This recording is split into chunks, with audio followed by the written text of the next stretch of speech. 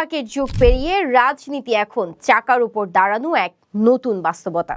Hi tech ও নিরাপত্তা ভিত্তিক প্রচারণা। বিশ্বের শীর্ষ রাষ্ট্রনেতা হোক কিংবা বাংলাদেশের রাজনৈতিক নেতৃত্ব, নির্বাচনী প্রচারণা এখন সবচেয়ে গুরুত্বপূর্ণ অনুষঙ্গ বুলেট প্রুফ ক্যাম্পেইন বাস। কিন্তু কি আছে এই বাসের ভেতরে, আর কেন একে বলা হয় একটি নিরাপদ মুভিং অফিস? ক্যাম্পেইন বাস শুধু একটি যান নয়, এটি একটি চলমান কমান্ড সেন্টার, যেখান থেকেই পরিচালিত হয় পুরো প্রচারণার কৌশল। আন্তর্জাতিক রাজনীতিতে এই সংস্কৃতি বহুদিনের। যুক্তরাষ্ট্র, ইউরোপ সহ বিভিন্ন দেশের নির্বাচনী প্রচারণায় ক্যাম্পেইন বাস একটি প্রতিষ্ঠিত মাধ্যম।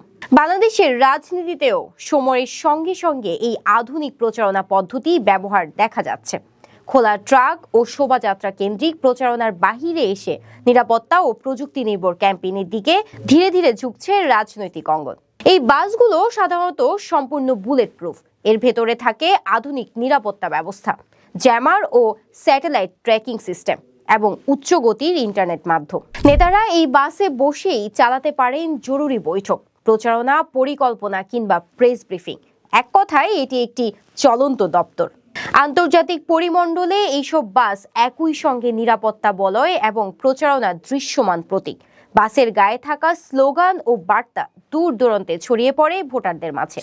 বিশেষজ্ঞদের মতে, খোলা ট্রাকের আবেগ নির্ভর প্রচারণা থেকে সরে এসে এই হাইট্যাক পদ্ধতি রাজনীতিকে করেছে আরও পরিকল্পিত ও পেশাদার।